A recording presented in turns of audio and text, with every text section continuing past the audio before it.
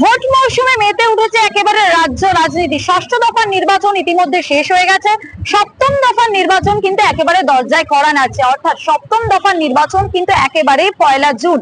তার আগেই কিন্তু জোর কদমে প্রচার সারছে বিভিন্ন দলের প্রার্থীরা। আর প্রচার সারতে কিন্তু এবারে দেখা গেল একেবারে বরানগর বিধানসভার উপনির্বাচনের বিজেপি প্রার্থী কিন্তু সজল ঘোষকে। এদিন সকাল থেকেই কিন্তু একেবারে প্রচারে তিনি ব্যস্ত হয়ে পড়েছিলেন, কখনো জনসংযোগ, কখনো জনসভা, আবার কখনো পথসভা। এই মুহূর্তে আমি কিন্তু রয়েছে একেবারে বরানগরের অশোকগড় বাজারে। এখানেই কিন্তু মূলত তার একেবারে যে পথসভাটি রয়েছে। আর এই মুহূর্তে দেখা যাচ্ছে যে আমাদের মধ্যে উপস্থিত হয়েছে সজল ঘোষ। আর এই সজল ঘোষ কিন্তু একেবারে কটাক্ষের মেজাজে মেতে রয়েছে সকাল থেকে। তিনি কিন্তু বারংবার তৃণমূলকে বিভিন্ন রকম ভাষায় আক্রমণ করছেন এবং নিশানায় রাখছেন তৃণমূল সুপ্রিমো খোদ মমতা বন্দ্যোপাধ্যায়কে। চলুন দেখে নেওয়া যাক। এই গণদেবতারা শুধু কিছু প্রার্থীর ভাগ্য নিয়ন্ত্রণ করবেন তা নয়, এরা আগামী দিন বরানগর তথা ভারতবর্ষ ভাগ্য স্থির করবেন আপনাদের ভোটের পক্ষে। দেখুন, আমি তাদের উদ্দেশ্যে বলতে এসেছি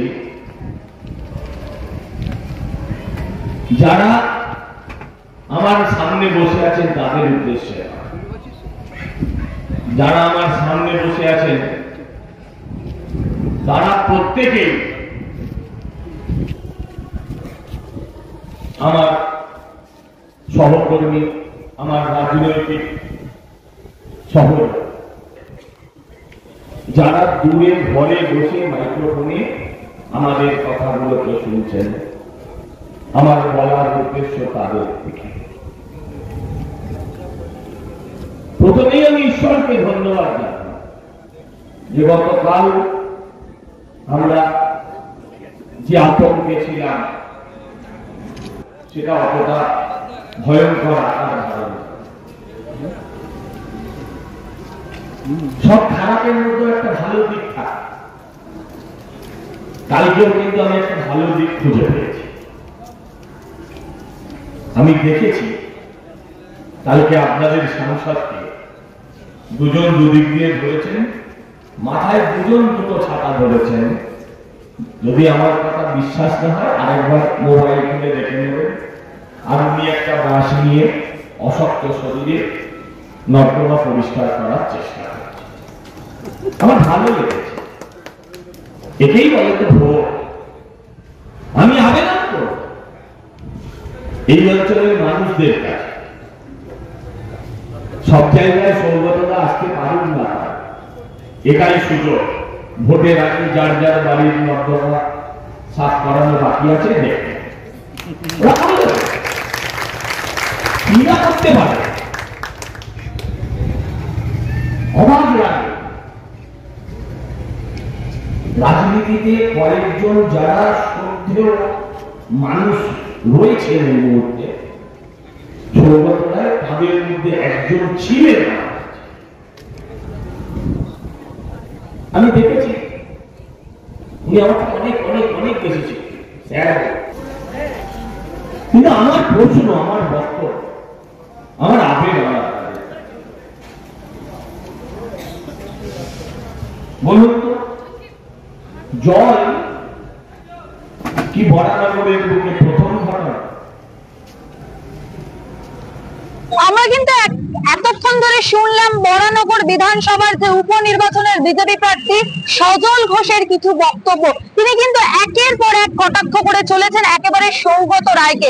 সৌগত রায় কে বলুন তো? সৌগত রায় হচ্ছে একেবারে দমদম লোকসভার যে তৃণমূল প্রার্থী রয়েছে, তাকে একের পর এক কটাক্ষ করে চলেছেন বিজেপি প্রার্থী একেবারে সজল ঘোষ। প্রথমেই তিনি এই রেমেলার ঝড় বৃষ্টির রাতে জল নিকাশি ব্যবস্থার সময় একেবারেই দেখা যাচ্ছে সজল ঘোষকে। তিনি কিন্তু হাঁটু জলে জল নিকাশি ব্যবস্থায় কখনো হাতে জল নিকাশি করছেন, আবার কখনো কখনো দেখা যাচ্ছে সাধারণ মানুষের পাশে রয়েছেন। অর্থাৎ সজল ঘোষের বক্তব্য এই 365 দিনের মধ্যে, অর্থাৎ রেমেলার দিনই কি রেমেলার সময় যেহেতু ভোট রেমেলার সময় হয়েছে, ভোটের সময় রেমেলার দিনেই কি জল নিকাশি ব্যবস্থার সময় এই তৃণমূল প্রার্থীকে দেখা যাচ্ছে এমন ভাবেই কটাক্ষের সুরে মেতে উঠেছেন একেবারে সজল ঘোষ।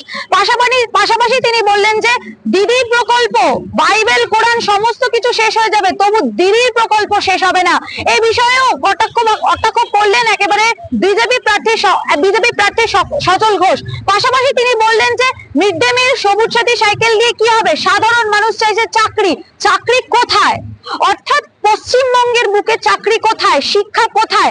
এখনকার দিনে যে আজকে যে সভাটি হচ্ছে, সেই সভাটিতে দেখা যাচ্ছে সেই সভার অন্তর্গত যে সেখানে যে স্কুলগুলো রয়েছে, সরকারি স্কুলগুলো রয়েছে, সেই সরকারি স্কুলগুলো প্রায় বন্ধের মুখে, বারংবারই খোলা হচ্ছে একেবারে প্রাইভেট স্কুল। অর্থাৎ সরকারি স্কুলগুলোর একেবারে ভবিষ্যৎ কোথায়? এছাড়াও রেশনের চাল ডাল বিভিন্ন বিষয় নিয়ে কিন্তু একেবারে চরম মেজাজে কটাক্ষের সুরে মেতে উঠেছেন একেবারে বিজেপি প্রার্থী সজল ঘোষ। পাশাপাশি তিনি বললেন যে একেবারেও কিন্তু ভুল করে ভোটটা একেবারে তৃণমূলকে নয়, সিপিএম কে নয়, ভোট কিন্তু একেবারেই দিতে হবে বিজেপিকে, বিজেপির সজল ঘোষকে। এমন ভাবেই তিনি কটাক্ষের সুরে মেতে উঠেছিলেন আজকে। অর্থাৎ বোঝাই যাচ্ছে যে সপ্তম দফার ভোটের আগে শেষ প্রচারের যে শেষ পর্যায়ের যে শেষ দফার যে ভোট রয়েছে, তার আগে কিন্তু একেবারে জোর কদমে প্রচার করছেন বিজেপি প্রার্থী সজল ঘোষ। কি বলবেন কমেন্ট করুন কমেন্ট বক্সে। লোকসভা নির্বাচনের নানান রকম আপডেট পেতে চোখ রাখুন ডিএনএন বাংলায়। ডিএনএন বাংলা, সবার মনে সবার মনে।